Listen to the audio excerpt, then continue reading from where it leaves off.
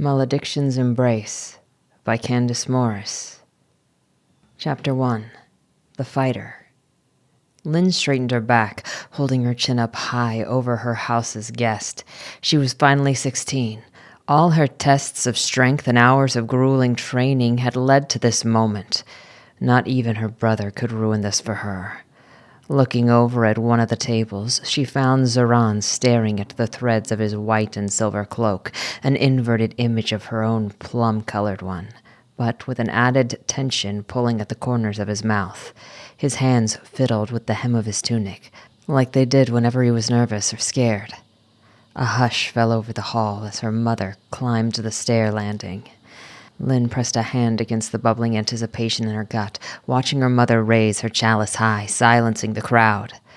"Honorable guests, tonight we gather to celebrate an achievement in Ledrith's name." She looked at Lynn and smiled, face softening. "To my darling daughter, Minalin, the newest member of the Drazinoleth garrison. May you find honor and glory in the battles to come." Lynn's chest swelled at the recognition and pride brightening her mother's face. She had done it. She had finally done it.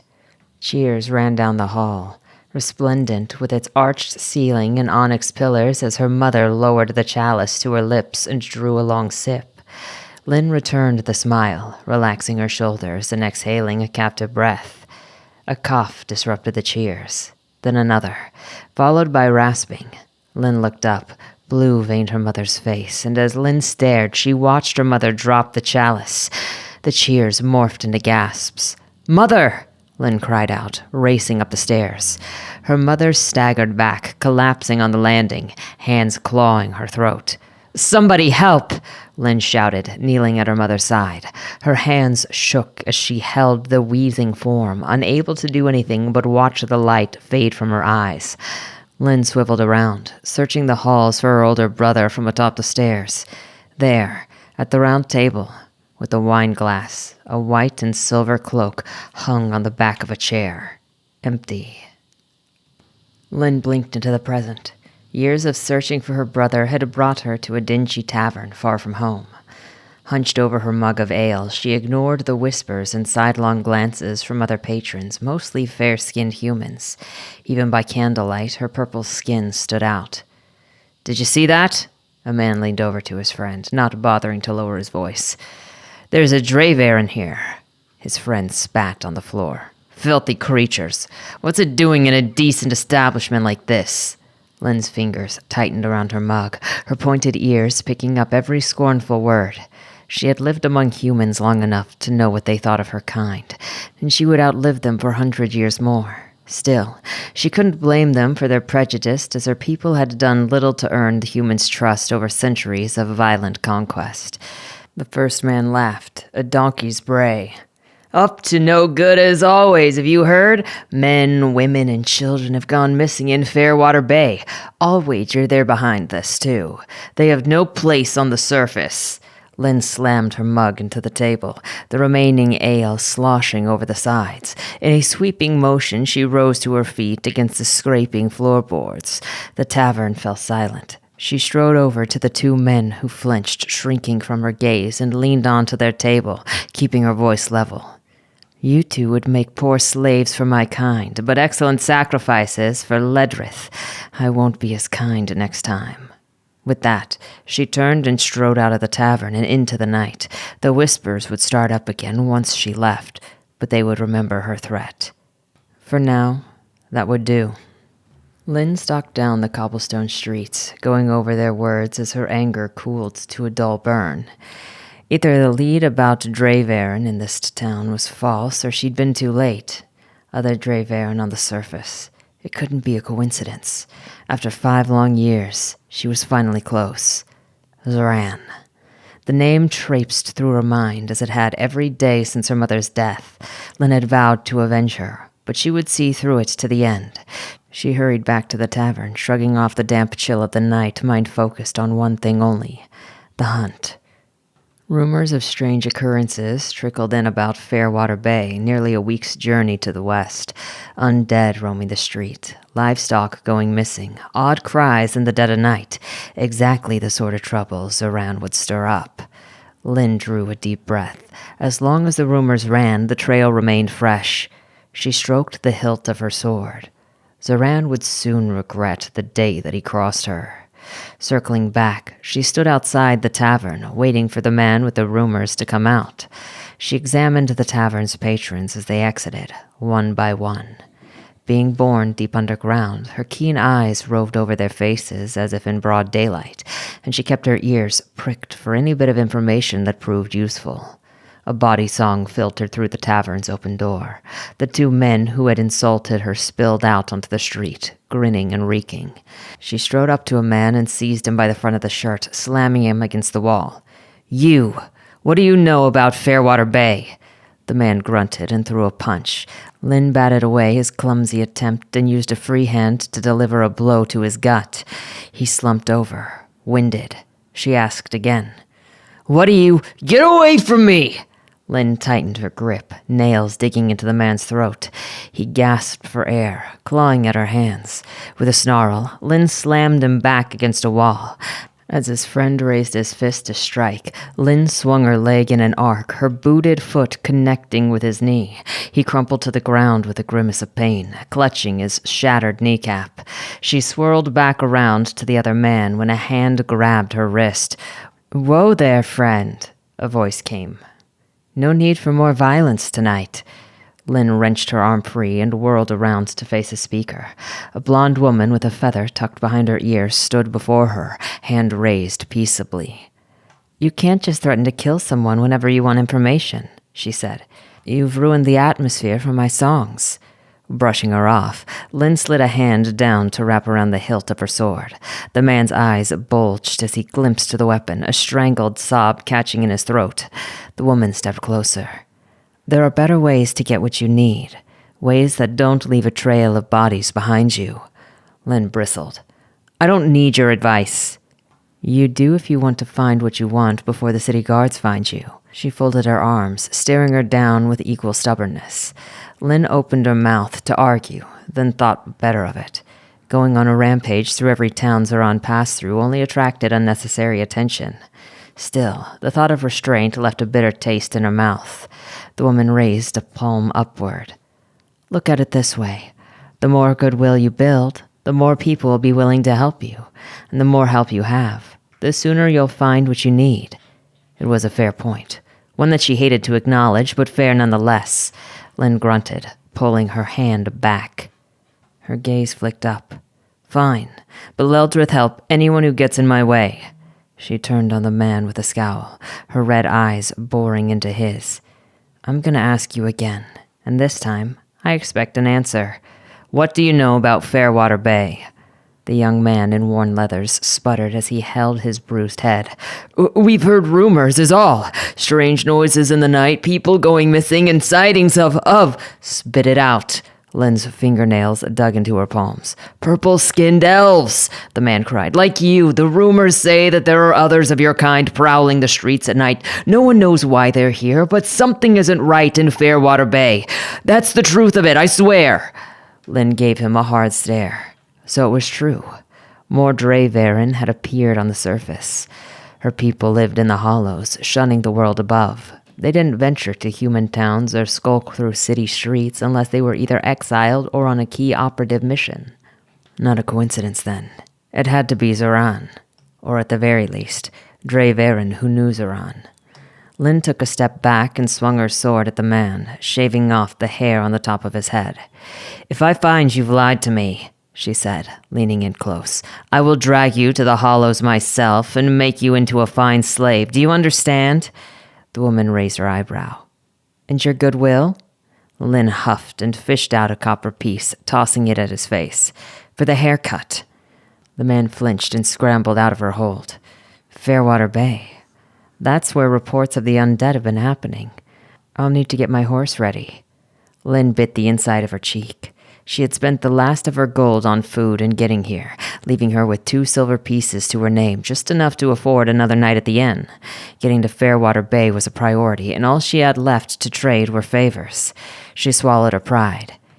"If you're headed to Fairwater Bay, perhaps I could help you with your problem. I'm handy with a sword." The woman put a hand on her waist. I can see that. And what do you hope to gain from this? Lynn glanced down the cobblestone. Information and travel. I could use an extra pair of hands. The woman eyed her from head to toe. But cause trouble, and you're on your own. Lynn gave a curt nod and sheathed the sword and extended her hand. Lynn. The woman took the offered hand curiously, blue eyes focused on Lynn's red ones, slender fingers wrapped around Lynn's hand, surprising her with their calluses. Susie, and I must admit, I have my doubts. You should. Lynn let go of the hand. But I need your help, and I'm willing to give you mine in return. Her gaze wandered to the spot where the man who had shared the rumors cowered. He was gone. All right then, Lynn. Let's see how this arrangement works out, Susie said, measuring her words. I'll be expecting you by the city gates at dawn. They secured rooms at the local inn for the night and made their plans for early morning departure. Lynn joined Susie, poring over a hand-drawn map of their intended route on the worn tabletop. Susie's fingers trailed along the dotted lines and rough outlines of cities, her light voice filled with practical concern about provisions and possible risks. This wasn't the first time Lynn had tracked other Drayvern on the surface. The majority of them consisted of outcasts who had rejected the authority of the priestesses back in Drazinoloth. They would surely pledge their loyalty to Zoran if they ever dared oppose their rule. Suppose that we could stock up from Crest Hill, though it's out of our way, Susie said. Lynn leaned over the map, her white hair falling over her face, and jabbed the paper with her finger. We could save 2 days if we cut across Grimwood. Grimwood? That's a risky path. Susie frowned and glanced back at the map, her fingertips lingering over the forest. More and more undead have been roving the area. Lynn's fingers traced the edges of her mug. Where do these undead keep coming from? That's what I want to know, Susie sighed, propping up her chin. There have been rumors that the undead are being controlled by a dark power. Some say that it's a devilkin, others say that it's a Drayveren. A few even argue celestials are punishing us for unfathomable sin. Isn't it a coincidence how humans always find someone else to blame? Lynn sneered, eyes flashing with spiteful amusement. Susie shrugged one shoulder and took a sip from a goblet of water, her dismissive attitude irking Lynn. I reckon it's dark magic. Someone or something is not happy in Fairwater Bay and it's wreaking havoc. My bet is on a cult. How do you figure? Susie's nose wrinkled in distaste. They're always behind these atrocities. She leaned back in her chair and fished out her lute, straddling it across her lap. Too many disappearances. Too many people gone missing because of them. Anyone you know? Susie kept her head lowered to her instrument, tuning it absently. Someone I love made poor decisions because of a cult. Lynn doubted humans could ever suspect the true source behind the undead roaming the Grimwood. Still, she needed to tread cautiously here. This human could provide useful. Disappearances are always troubling, and then there are those who don't wish to be found. Lynn traced her fingertips over the worn grooves of the table. Some paths are walked alone, for better or worse. Lynn pored over the map, considering their options. Going through Grimwood would be faster, despite the risk. A couple decomposing bodies wouldn't be an issue. I say we risk Grimwood. With your... Lynn looked for a weapon on Susie. Planning and my sword, we can cross the wood without any opposition. Think of it as time saved. Susie folded her arms over her chest, raising an eyebrow. Just my planning? Lynn smirked and glanced over Susie, noting the lute. I've seen bards fight. Their words cut deeper than their swords. That's because we carry our weapons here. She tapped her temple with a grin. Through words and song, we craft magic that can uplift, debilitate, sway people's hearts, produce illusions, and even mend wounds. And undead are known to be appreciators of fine art, aren't they? Susie leaned back and took another sip, smiling in her goblet. You'll see. See you at dawn, Lynn. Susie stood up and left Lynn alone at the table. As she watched the barge stride toward the stairs of the inn, Lynn curled her fist and slapped it into her forehead. She had never been good with people, let alone humans. The only other human she'd ever been close to was Elam, an information broker, and she'd ruined that relationship too. She sighed and retired for the night. Pink clouds floated over the horizon as dawn crept up on Lynn and Susie by the city gates of Eastcliff. Their packs of rations and supplies hung over a horse while the two women rode on top, with Lynn balancing herself behind the saddle.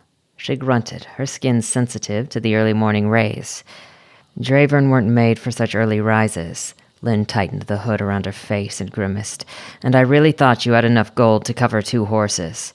In this economy, Susie said as she led the horse under the weathered stone archway, leaving the safety of Eastcliff behind them and venturing into the wilderness.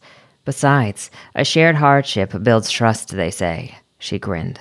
Also, we only need 1 horse. Grimwood is dense, filled with tangled roots and fallen trees. Less risky to maneuver without losing sight of one another.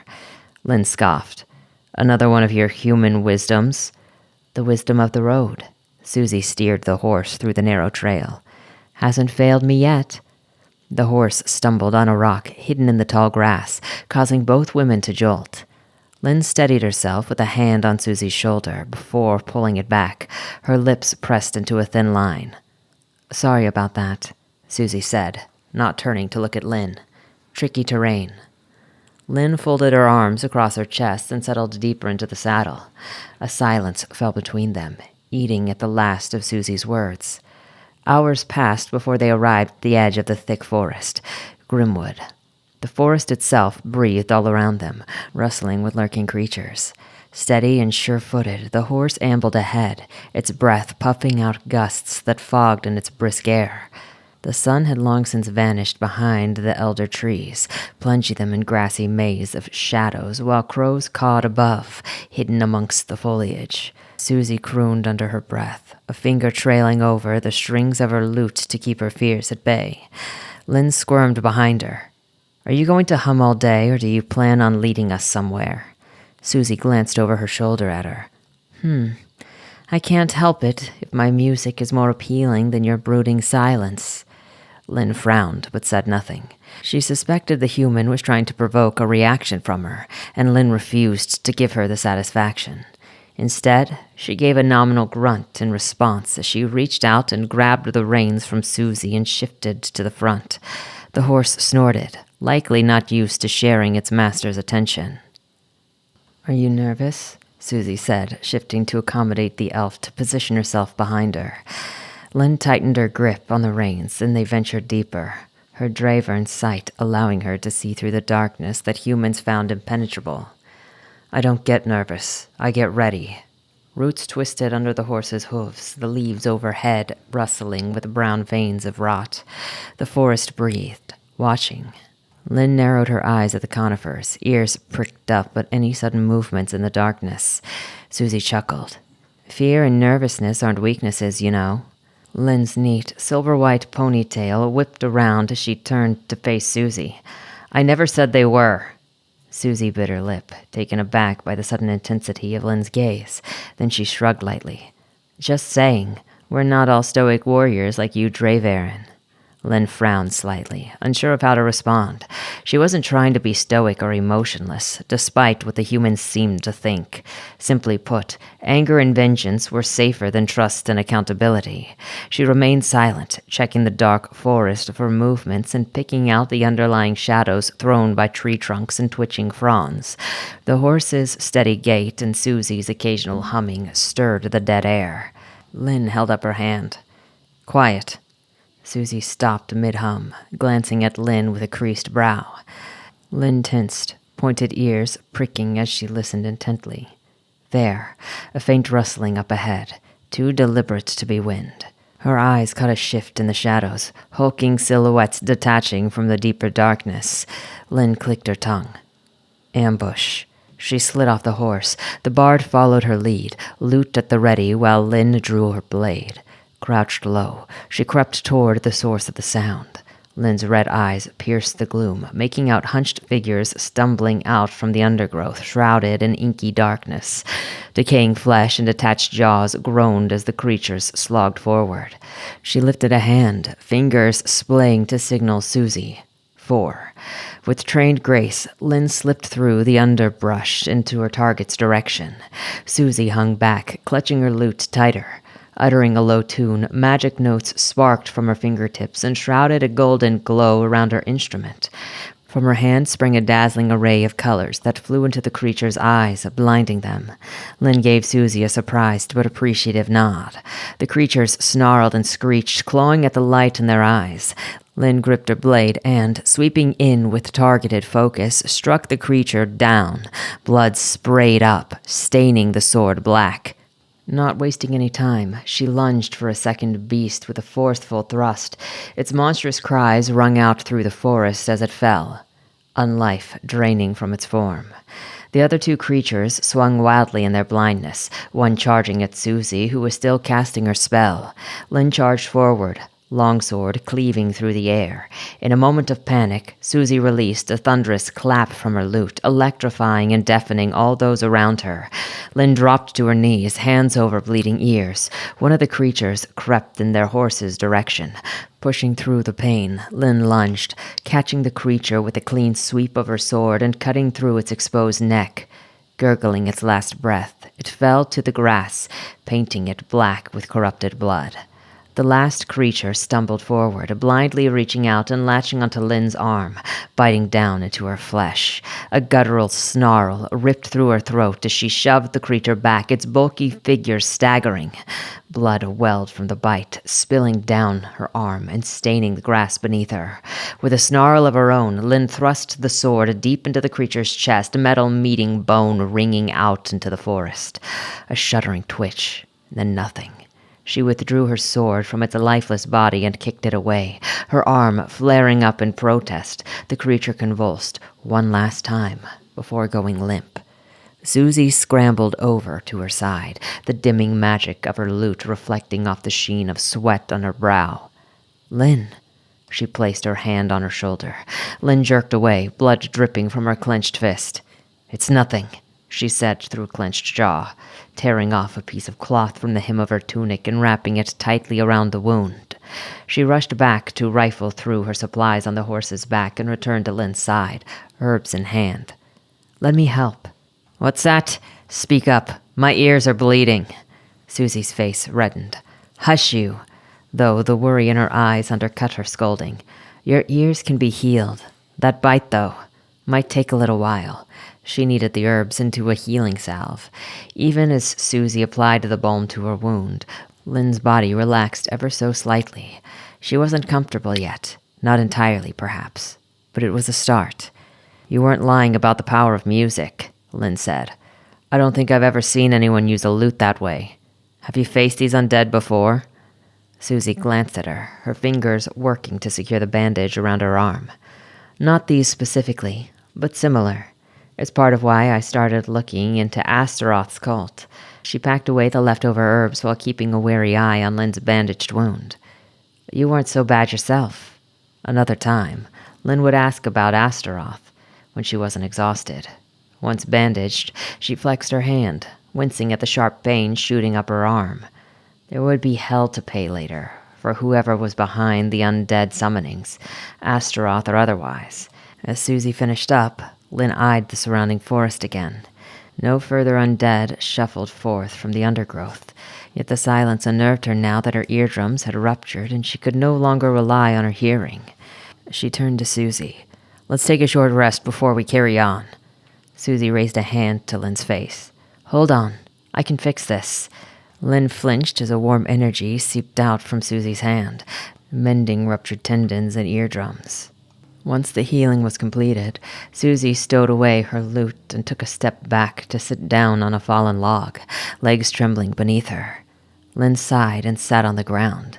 As she began to clean her blood-stained blade with a piece of cloth, Susie nestled her chin between her palms and stared at her. Lynn bristled under the gaze. "What?" "So? You're from the Hollows," Susie started, eyes sparkling with questions. "What's it like down there?" The silence stretched out before she spoke in a low voice. "It's dark. Always night." She turned her blade over, examining the blood drying on the steel. "The sun? It doesn't touch us." Lynn plunged the sword into the damp soil beside her and rubbed it clean with a wad of moss. "I can imagine." Susie leaned back on the log and gazed up at the canopy above them. "No, you can't." Lynn's voice came out sharper than intended. She glanced at Susie and tried again, softer. When your kind refused to abandon the surface world during the Great Calamity, a sect of elves hid deep into the hollows, made livable thanks to Leldrith. It became our home, a realm of night and shadows filled with cities carved into enormous stalagmites. She scrubbed harder at the stubborn patch of blood on her sword as the silence settled again. Susie smiled. "You're looking for someone, aren't you?" Lynn stopped, eyes focusing on the worn handle of her sword. "Do you miss them?" She glanced up, the words wrapping around her like a spider's web.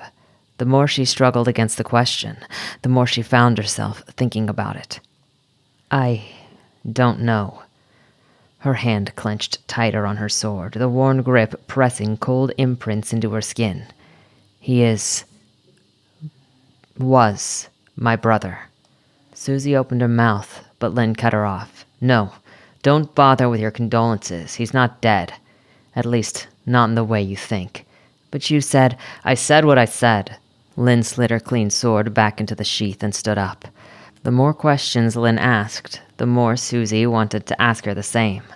Lynn stared at Susie, the bard's questions bringing forth emotions she'd long buried. Like shards of glass, the memories of her brother cut deep and left her bleeding. Finding him could be the key to fixing the past. "We should get going." Susie nodded and got to her feet, quieting any other questions and brushing the forest floor dirt off her dress. She picked up her lute and secured it to her back. Onwards, then. As the day wore on, the two traveled deeper into the thick brush of the forest. Lynn led the way, her grip on the reins tight while Susie hummed a tune under her breath. Riding through the underbrush, Lynn's mind circled back to Susie's earlier question. Did she miss her brother? She feared admitting to it would be the same as betraying her late mother. Lynn squinted her eyes, as if the mere act of narrowing her vision would also help streamline her thoughts. Find Zoran, avenge her mother, kill him if she must.